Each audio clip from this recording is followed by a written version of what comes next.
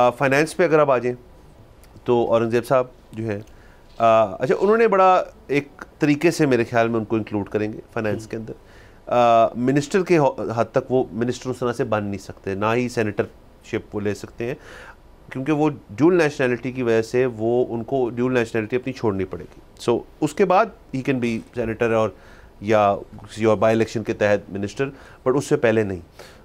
ये शायद मेरा अपना ख्याल है कि उन्होंने बात ही इस तरह से की कि जी मुझे आप रखें बैकग्राउंड में as an advisory, macro issues जो हैं उनके ऊपर आपको एडवाइस करने के लिए।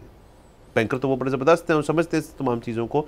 और मेरा ख्याल है शहबाज शरीफ साहब या तो शायद रिटेन कर लें फाइनेंस को अपने पास, या फिर शमशाद साहिबा जो हैं, जो अभी केयर टेकर में थी हमारी फाइनेंस की, उनको वो एज स्टेट मिनिस्टर टाइप चीज़ ले आएँ और उनसे कराएं जो मिनिस्ट्रियल रोल है, एडवाइजरी कैपेसिटी औरंगज़ेब साहब करें। मुझे ये फाइनेंस का स्ट्रक्चर लग रहा है जो कि कोई बुरा स्ट्रक्चर नहीं है। हाँ बिल्कुल, और वो जाहिर है वो भी तो हो सकता है ना कि आप ही हैं मिनिस्टर, लेकिन बस आपका प्रोटोकॉल एग्जैक्टली वो वाला नहीं है। सो वो उस तरह से चल जाएगा। तो चले फाइनेंस के अब देखें ना, अब तो सबसे अहम मिनिस्ट्री जो है वो फाइनेंस की ही डिवीज़न जो है उसको हमने देखना है। और वो किस तरह आगे IMF के पास जाते हैं, वहाँ से बुलावा तो आ गया आपको, मतलब आपने विद इन अ मंथ आपने वहाँ जाना है, आपकी ट्रांस के लिए भी जाना है, और अगली जो है उसकी की आपने इनिशियल टॉक्स जो है वो शुरू करनी है, जो कि हमारे जेन में कुछ 7-8 बिलियन डॉलर का पैकेज है। ये अब सारी चीज़ें जो हैं इनके लिए आपको लोग बड़े तगड़े चाहिए। लग तो ये रहा है कि तगड़े लोग ही हैं फ़िलहाल। Let's see what happens, hopefully बेहतरी ही आएगी। बात कर लेते हैं थोड़ी पंजाब असेंबली की हद तक। तो वहाँ पे कोई ऐसी वही जो पहले होता रहा कि एक बड़ी लाहौर सेंट्रिक कैबिनेट है पंजाब की इस दफ़ा। उसके अंदर बहुत सारे जो नून लीग के लोग हैं, जो रिश्तेदार भी हैं, उनको भी इंक्लूड किया है। कुछ आउटसाइडर्स जैसे एक राना सिकंदर हयात हैं, वो एजुकेशन में आए हैं। आशिक किरमानी साहब हैं, वो भी अब हैं मिनिस्टर हैं।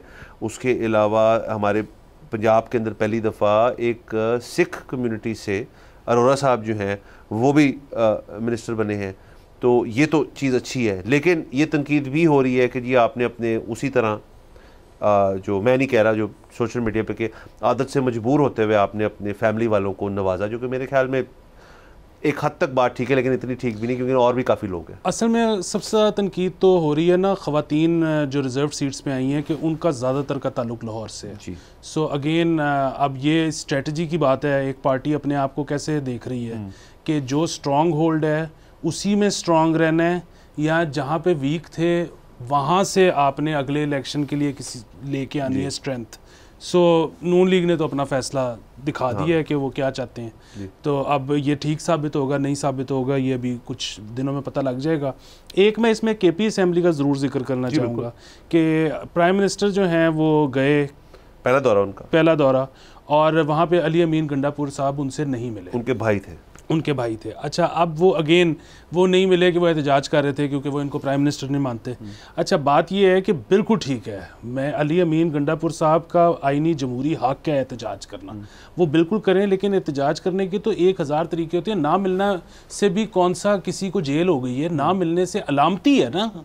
तो अलामती तो एक प्रोटेस्ट है कि आप यहाँ पे काली पट्टी बांध लो, वो अलामती हो गया प्रोटेस्ट। आप मिलते, आप वहाँ के फंड्स अप्रूव करवाते, आप नए प्रोजेक्ट्स अप्रूव करवाते, आप वहाँ पे काम शुरू करते। हम बार बार एक बात कह रहे हैं कि आप एहतजाज जितना मर्जी करें, लेकिन आपने KP में कुछ करके दिखाना है। नहीं तो वो ठीक है कि तीसरी दफ़ा आप KP में आ गए हैं, लेकिन आपको पंजाब वाले, आपको सिंध वाले, आपको बलूचिस्तान वाले क्यों वोट देंगे अगर आप उनको जो सूबा आपके पास तीसरी दफ़ा है अगर आप उसको ठीक करके या बेहतर करके नहीं दिखाते। बिल्कुल सर, आपने बिल्कुल ठीक बात की है। सब्सक्राइब करें और बेल दबाएं ताकि कोई खबर रह न जाए।